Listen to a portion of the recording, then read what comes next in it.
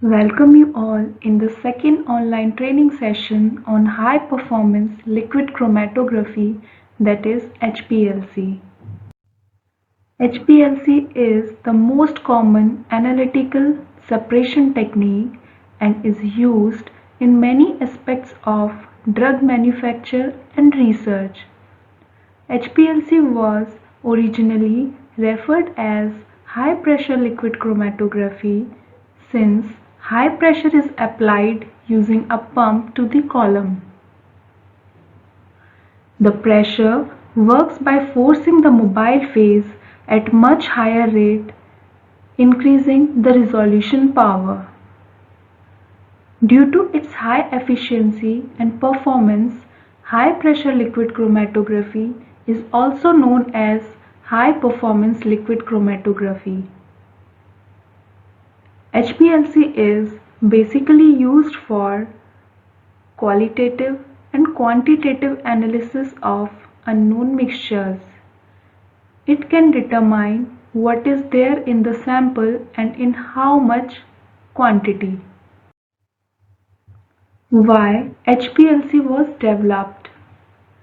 Prior to HPLC, scientists were used standard liquid chromatographic techniques. Liquid chromatographic systems were largely inefficient due to the flow rate of solvents being dependent on gravity. That time, separation took many hours and sometimes it took days to complete the process. So, the gas chromatography was more powerful in comparison to liquid chromatographic techniques at that time. However, it was believed that gas phase separation and analysis of very polar and high molecular weight biopolymers was about to impossible.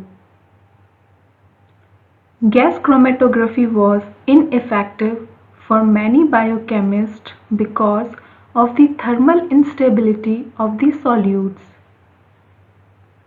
as a result of which alternative methods were developed, which would soon result in the development of HPLC. The separation principle of HPLC is based on the distribution of analyte between the stationary and mobile phase.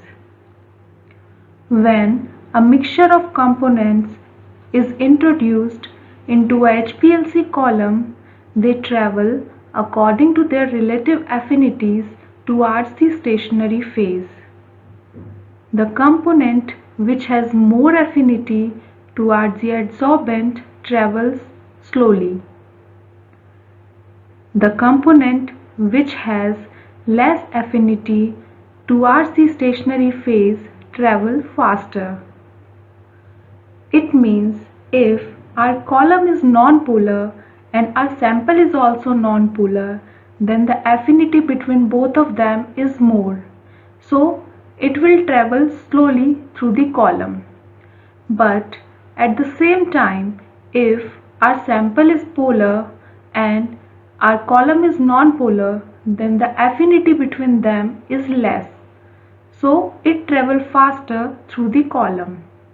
And as we know, two components cannot have the same affinity towards the stationary phase. The components can get separated easily. There are 5 types of liquid chromatography: normal phase chromatography, reversed phase chromatography, size exclusion chromatography, ion exchange chromatography, and affinity chromatography. In our lab, we are using reverse phase chromatography. So I am going to explain what is reverse phase chromatography.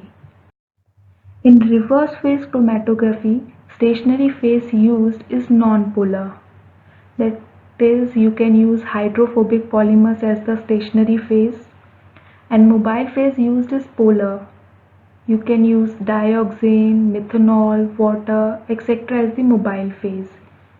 Mechanism of reverse phase chromatography is that polar compounds travel faster and elevated first due to lower affinity to the stationary phase, and nonpolar compounds travel slowly and elevated slowly because of higher affinity to the stationary phase. As I told you earlier, if the stationary phase and our sample both are nonpolar or polar, the affinity between them is more, so it will travel slowly through the column. And if our sample is polar and our stationary phase is nonpolar, then the interaction between them and affinity between them is less, so it will come out faster through the column. The molecules that possess some degree of hydrophobic character, such as proteins, peptides, and nucleic acids, can be separated by reverse phase chromatography. Parts of HPLC. There are four primary parts of HPLC: pump, injection port, column, detector or recorder. Pump is also called as solvent delivery system. The purpose of the pump is to maintain a constant flow of mobile phase through the HPLC system. We use injection port for injecting the sample which we are going to analyze. Column. Columns are the main component in HPLC because column is responsible for the separation of the sample components. The sample passes through the column with the help of mobile phase and separates it into its components when it comes out through the column. In our HPLC system, we are using C18 column. C18 column is a non-polar column and it is octyl decyl silane, which contains 18 carbon atoms bound to silica. Because of extra carbons than C4 and C8 column, C18 has a large surface area that the mobile phase has to travel across. This offers more interaction time between the bonded phase and eluates.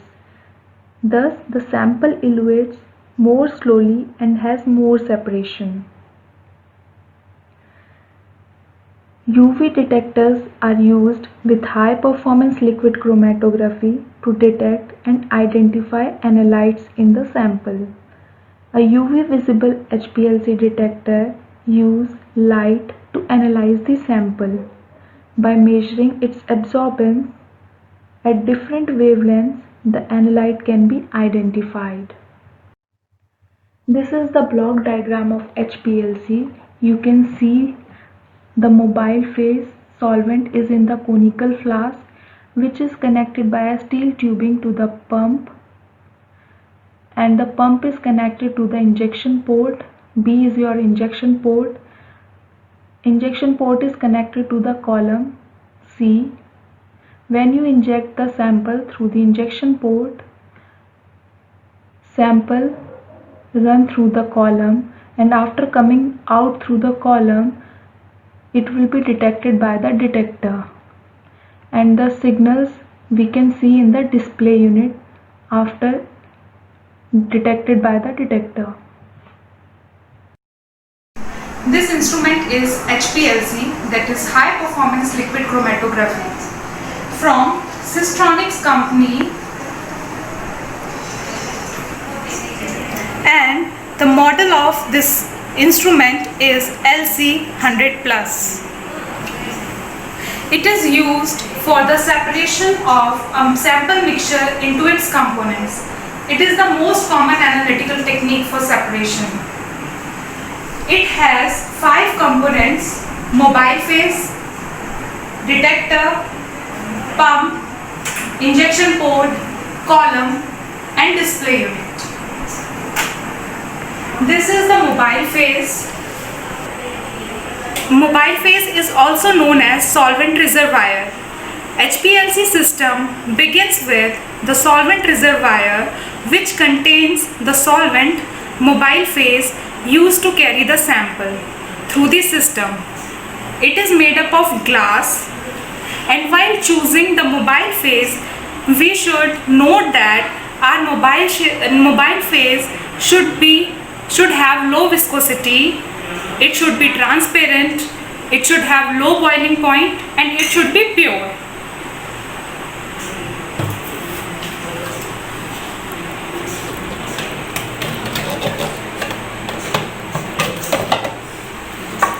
This is the pressure pump.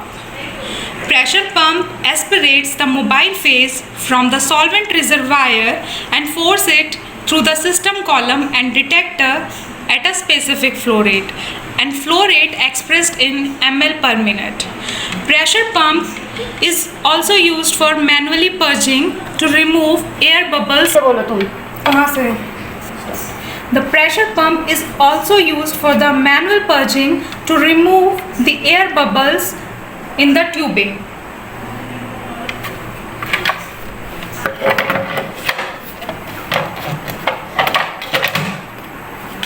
This is the sample injection port. Through injection port, we inject the liquid sample into the flow stream of mobile phase. The sample volume used in HPLC are 5 to 20 microliter. This is the column. Mainly the columns are made up of polished stainless steel and have the dimensions of 50 to 300 millimeter long and have internal diameter of 2 to 5 millimeter, and they are commonly filled with a stationary phase with a particle size of 3 to 10 micromolar.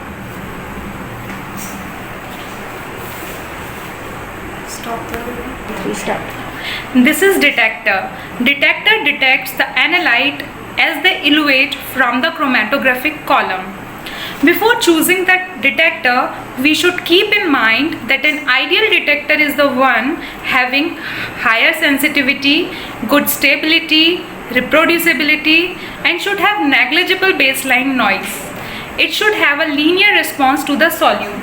Here in our instrument, detector is UV.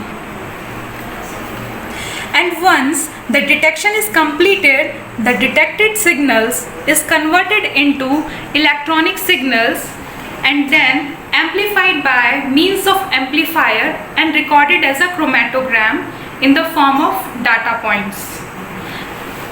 Now we will start with the experiment. Before starting with the experiment, we should switch on the detector and the pressure pump.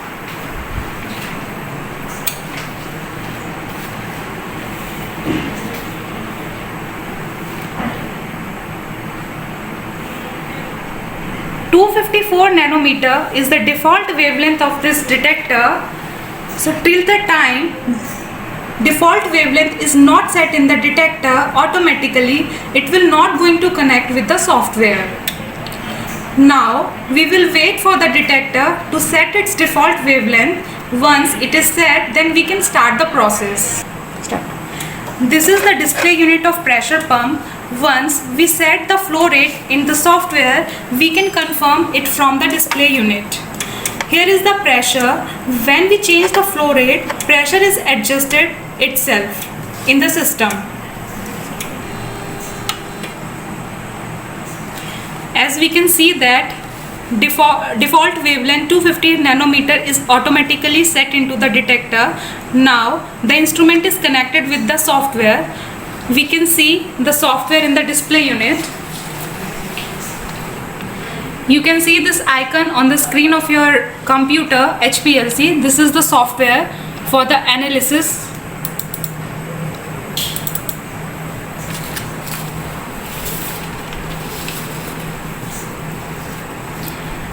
This window will appear after opening the software.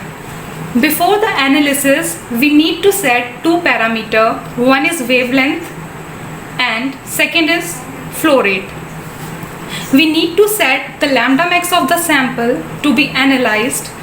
If we are analyzing an unknown sample, we should know the lambda max of that sample. Lambda max we can obtain from double beam spectrophotometer. Now we are going to analyze the paracetamol sample, and the lambda max of the sample is already reported, which is 270 nanometer. So we will set 270 nanometer wavelength here.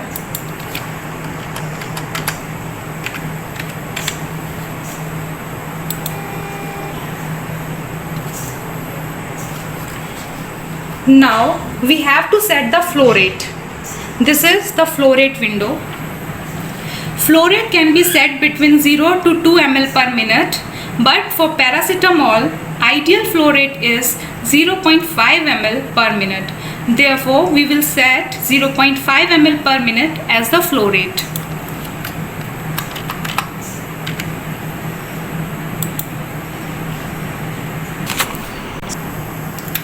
Now both the parameters has been set. Now we have to click on the pump run option.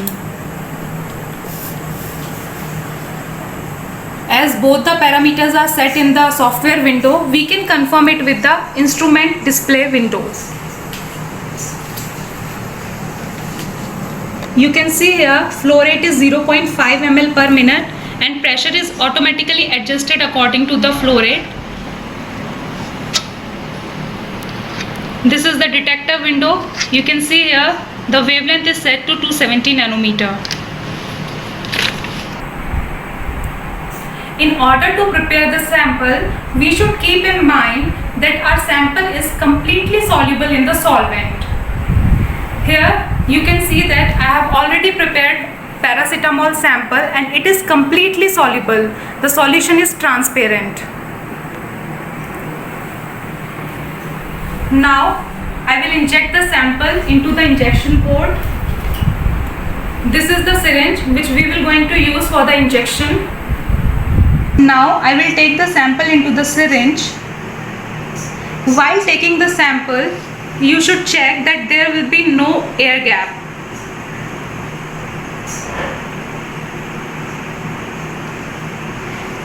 Now we'll inject into the injection port.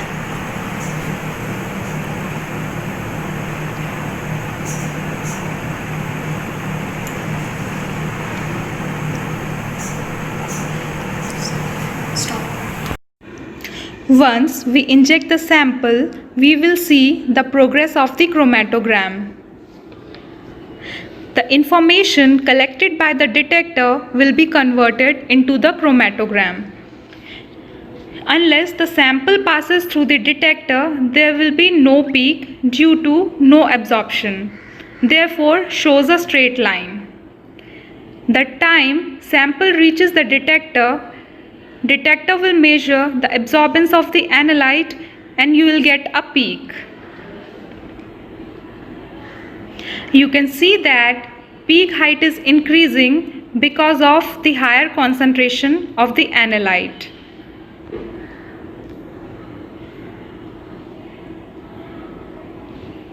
Now the sample is completely detected by the detector. There is no sample left in the column, so again you will get a straight line. This is how a typical chromatogram looks like. The vertical y-axis represents milliabsorbance unit, which indicates the absorption of analyte. It is also used to determine the concentration. The horizontal x-axis represents retention time. Retention time is the time between the injection of the analyte to the detection of the analyte. Paracetamol has a retention time of 5.47 minutes. It can also be used as the identification tool for the analysis.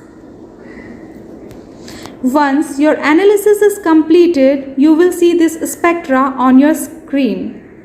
Now, we will print a report and save this data in our computer.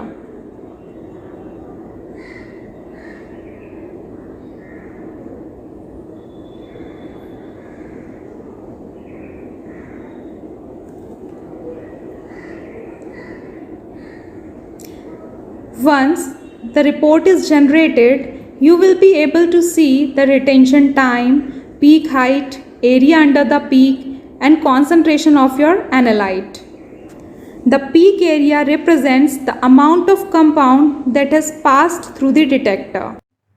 HPLC has various applications in different fields like in manufacturing, environment, research, food and flavors, pharmaceutical. In manufacturing, HPLC has applications in both laboratory and clinical science, as it is a dependable way to obtain and ensure the purity of the product. HPLC can produce extremely high quality products. In environment, HPLC is used for the biomonitoring of pollutants, water monitoring, phenol content and toxic components present in the environment. In research, HPLC is used for performing various biological assays for the research purpose. It is also useful in observing multiple species in collected samples. It is also a useful method in confirming results of synthesis reactions, as purity is essential in this type of research. Food and flavors. In food and flavors, HPLC is used for determining the sugar content in fruit juices. It is also used for ensuring the consistency of soft drinks and its quality. In pharmaceutical, it is used to check the quality control and for determining the shelf life of the pharmaceutical products. Thank you. Now the session is open for question and answers.